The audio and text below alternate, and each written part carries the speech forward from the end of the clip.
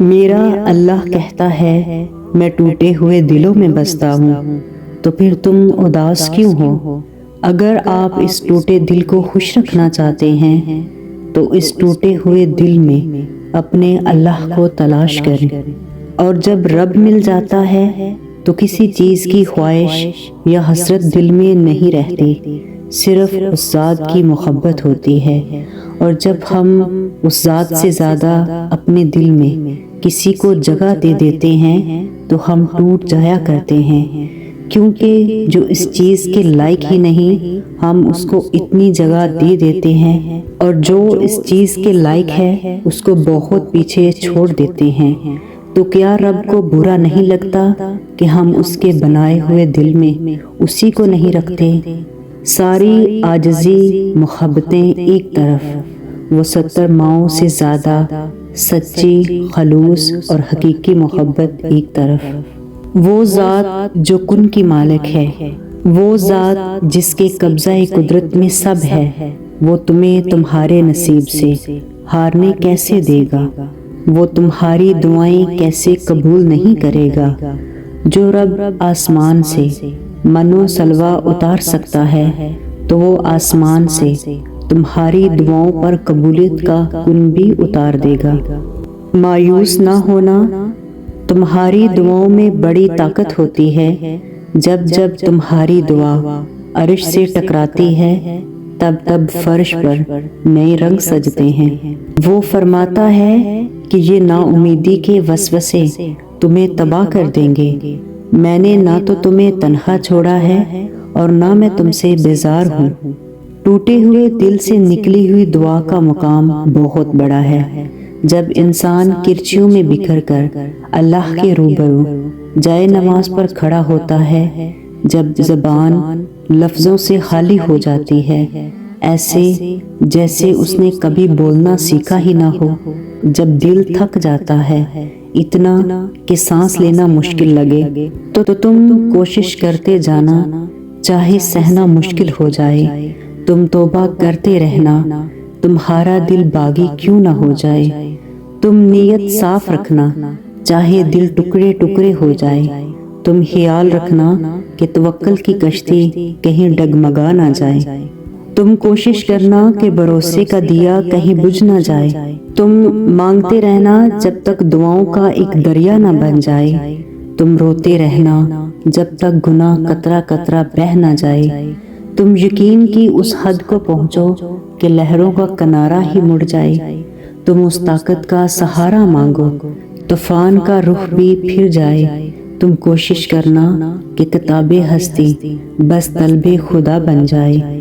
تم دل کے کمرے میں ایک آس ہمیشہ روشن رکھنا جب تک تمہاری اندھیر نگری میں جگنوں کا درخت نہ لگ جائے۔ جو چیز تمہیں ناممکن لگتی ہے اتنی ہی ممکن بھی ہوتی ہے، لیکن کون جانے ہم ذرا سی دیر دیکھ لیں تو انکار سمجھ لیتے ہیں۔ صبر اور دعا کی ضرورت ہے، پھر تم دیکھو گے اس دیر کے بعد کن فرما دیا جائے گا اور تمہاری من پسند چیز کو تمہیں عطا کر دیا جائے گا، کیونکہ اللہ پاک فرماتے ہیں کہ تم پر اللہ تعالیٰ کی جو نعمتیں نازل ہوئی ہیں انہیں یاد رکھو، اور اس کے اس عہد کو بھی جس کا تم سے معاہدہ ہوا ہے کہ جب تک تم نے کہا ہم نے سنا اور مانا، اور اللہ تعالیٰ سے ڈرتے رہو، یقیناً اللہ تعالیٰ دلوں کی باتوں کا جاننے والا ہے۔ تو سنو، تم یوں نہ گھبراؤ، تم نے جس کو راضی کرنے کی ٹھانی ہے وہ تمہیں ہارنے نہیں دے گا۔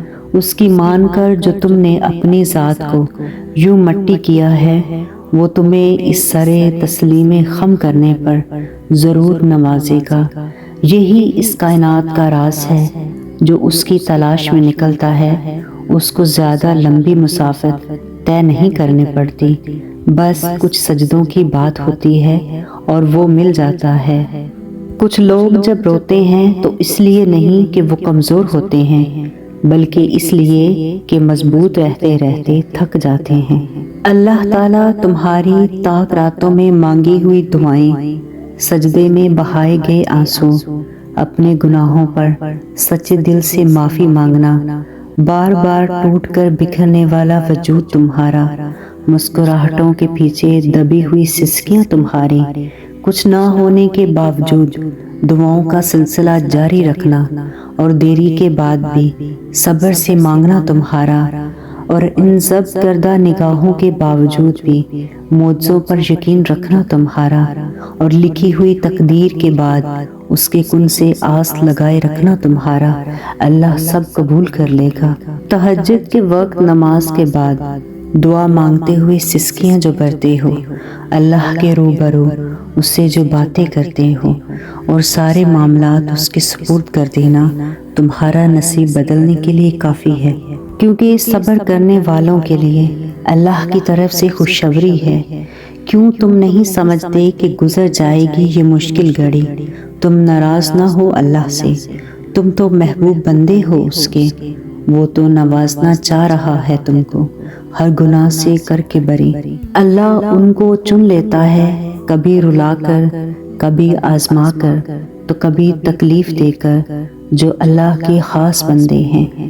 تو یاد رکھو کہ جب تم سے کوئی چیز چھین لے تو وہ اس کے بدلے میں بہترین بھی دے گا۔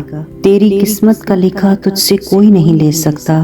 اگر بھروسہ ہے اللہ پر تو تجھے وہ بھی مل جائے گا جو تیرا ہو نہیں سکتا۔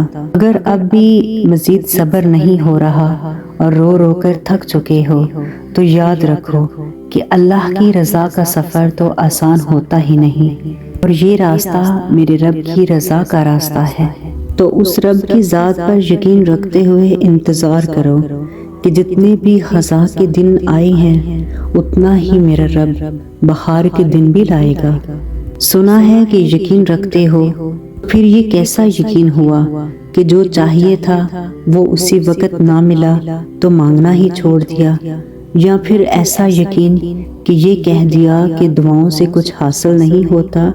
یقین یہ تھوڑی ہے کہ جب مانگا ہے تب ہی ملے، یقین تو یہ ہے کہ دعاؤں کا سلسلہ یہ سوچ کر جاری رکھا جائے کہ جب اللہ چاہے گا تب ہی ملے گا، پھر دیکھنا کہ کن فیکن بھی ہوگا اور ناممکن بھی ممکن بنا دیا جائے گا۔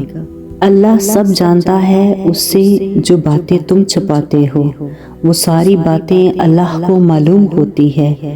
اللہ تمہیں سنتا ہے، وہ تمہیں دیکھتا ہے جب دعائیں مانگتے ہو اللہ سے اور اس کے سامنے روتے ہو، وہ دیکھتا ہے کہ تم جب اتنا مایوس ہو جاتے ہو تو یاد رکھو کہ وہاں خاموشی کی زبان بہت پیار سے سنی جاتی ہے، وہاں ہر سوال کرنے والوں کو عطا کیا جاتا ہے، کچھ کو جلد اور کچھ کو دیر، لیکن دیا ضرور جاتا ہے۔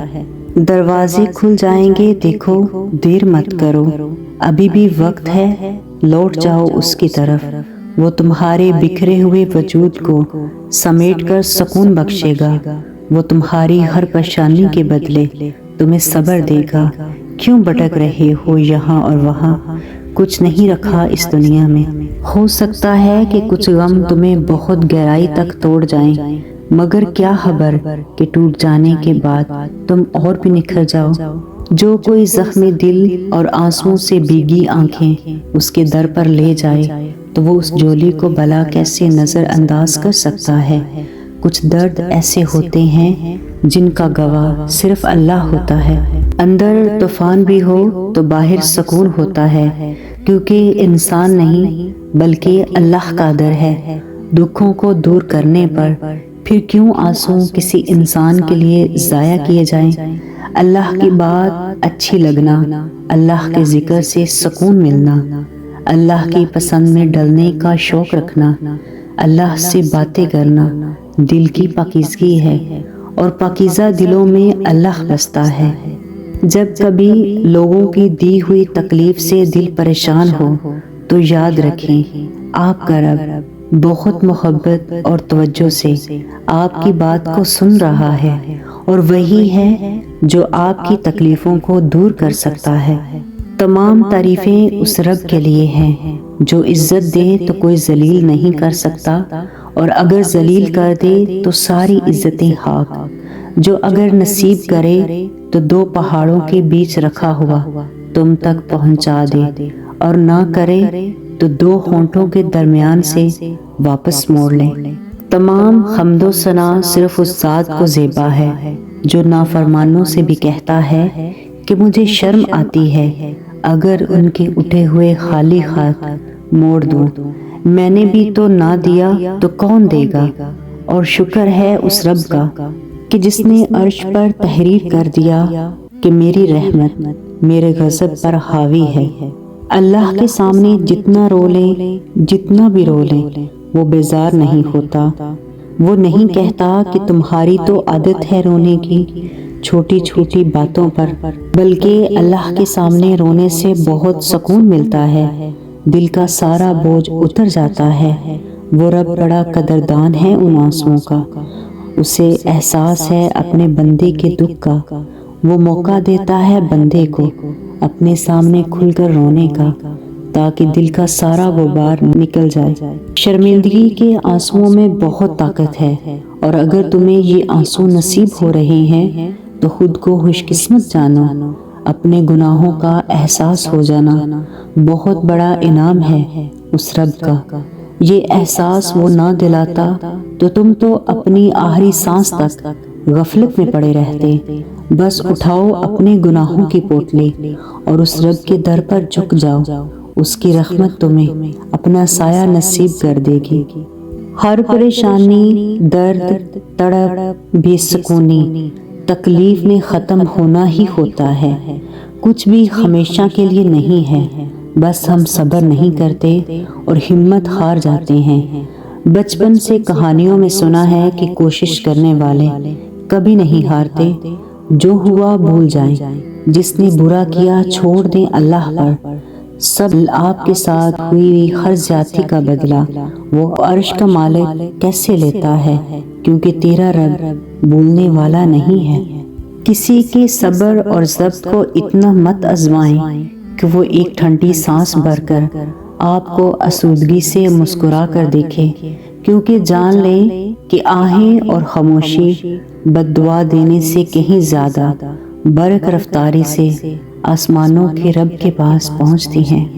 اے اللہ، ہم نہیں جانتے کہ کیسے مانگیں، پھر بھی ہم ہر روز اس یقین کے ساتھ ہاتھ پھیلا کر تجھ سے مانگتے ہیں کہ تیرے سوا ہماری دعائیں قبول کرنے والا کوئی نہیں۔ اے اللہ، ہماری ٹوٹی ہوئی دعاؤں کو اور ہماری حاجتوں کو پورا فرما دے۔ آمین ثم آمین۔ اگر ویڈیو اچھی لگے تو پلیز چینل کو سبسکرائب کر لیں، لائک اور شیئر کرنا مت بھولیں۔ جزاک اللہ۔